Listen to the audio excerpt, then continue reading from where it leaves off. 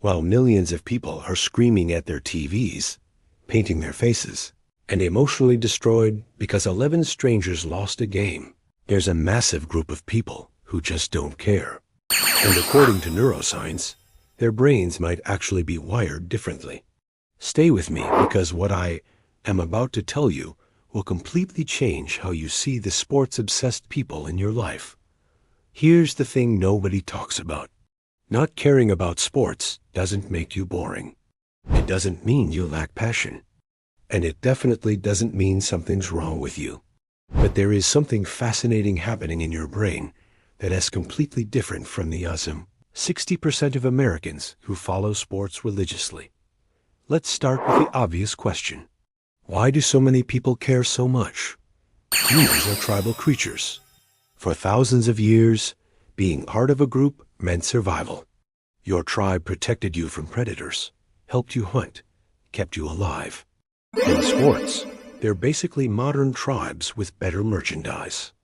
When someone watches their team, their brain releases oxytocin, the bonding hormone, the same chemical that makes you love your family. Wild, right? Their brain literally tricks them into thinking these millionaire athletes are part of their clan. But here's where it gets interesting. People who don't obsess over sports often have what psychologists call lower tribal instincts. Their identity isn't as strongly tied to being part of a group. They're more individualistic. They're more likely to say, I don't need to belong to something bigger to feel complete. And there's actual research on this. A 2019 study found that people with low sports interest showed way less us versus them thinking. Translation: they don't automatically hate the other team just because they're not on their side. But wait, it gets weirder because what happens in the brain of a sports fanatic during a game is legitimately concerning. You know that feeling when you're about to open a present? That anticipation? That's dopamine firing in your brain. Sports fans get that same hit during games, every play, every possession. Constant microdoses of anticipation and reward. It's literally addictive. Studies using fMRI scans show that watching your team activates the same reward centers as gambling and other highly compelling activities. And here's the kicker.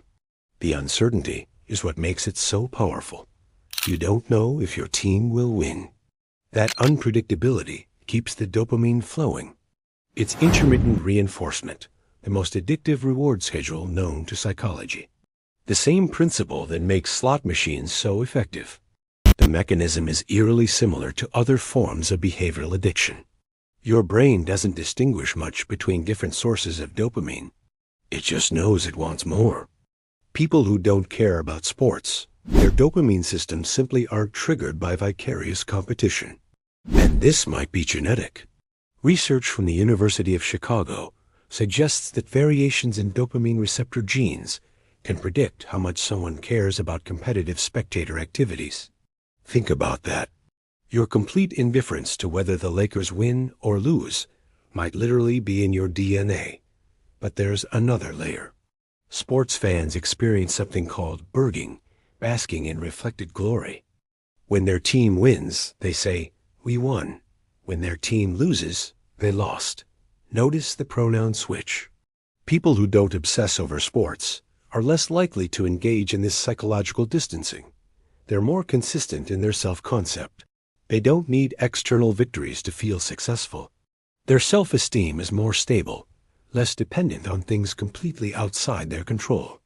Now, before the comment section explodes, I'm not saying one way is better than the other, but I am saying there are legitimate psychological differences, and understanding them is fascinating. Here's something that sounds contradictory. Sports fans often score higher on certain empathy measures. They practice caring deeply about other people's struggles, even if those people are strangers wearing their team's jersey. So, why don't non-sports people feel that same empathy for athletes? It's about empathy allocation. Everyone has a limited capacity for caring deeply about things.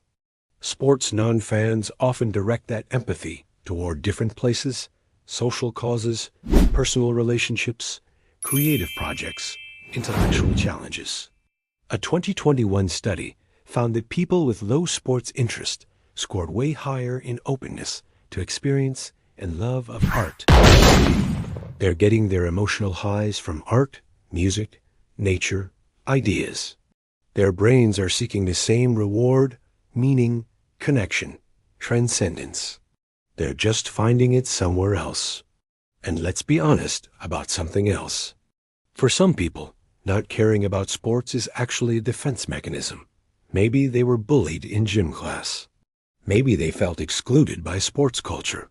Maybe they're pushing back against the aggressive competitiveness often tied to sports fandom. Maybe they just never understood why grown adults scream at televisions over a ball. Your indifference might have a backstory. Or maybe you just find it boring. Both are valid.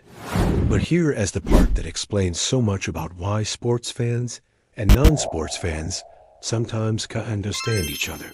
It comes down to how you experience meaning. Sports fans find meaning in narrative.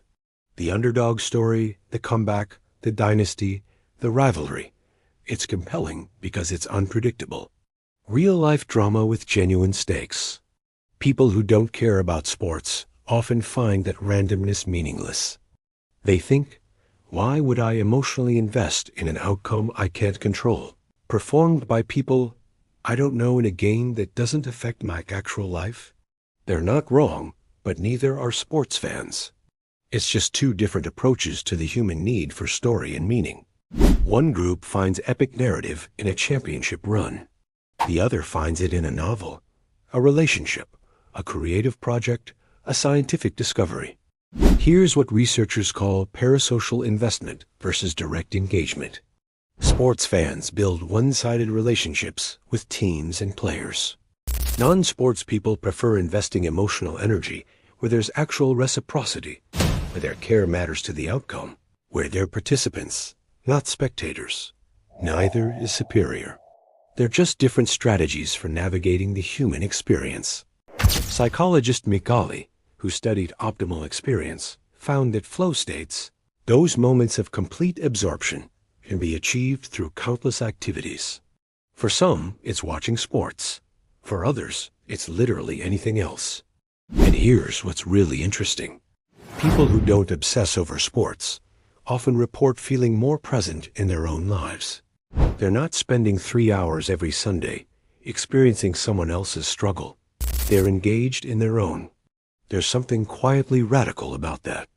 So, what does all this mean? If you don't care about sports, you're not missing out on some fundamental human experience. You're just different. Your brain's reward system, your tribal instincts, your empathy allocation, they're all calibrated differently. And that's perfectly okay. The next time someone asks, "Did you see the game?" and you genuinely could not care less, remember, you're not broken. You're not boring. You're just playing a different game. One that might, just maybe, have higher stakes. If this resonated with you, you're probably going to love why quiet people are actually processing information completely differently than everyone else, and why that might be your biggest advantage. Click one of these videos to find out why you think a little differently than the crowd.